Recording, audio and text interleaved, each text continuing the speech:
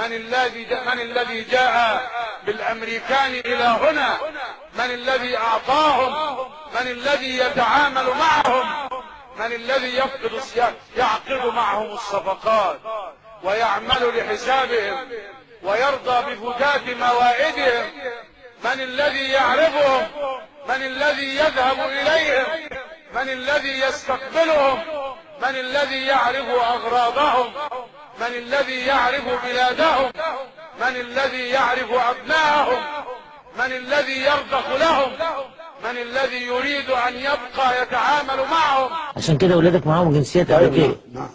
ولدين، ولد وبنت الكبار. ولد وبنت الكبار معاهم جنسيات امريكيه. احمد وشيماء اتولدوا في امريكا. ايوه نعم، اتولدوا في امريكا فبيحمد. ومع كل اسف يعلن الان انهم يرفضون. من فعل كل هذا؟ افعله الاخوان؟ ماذا فعل الاخوان المسلمين؟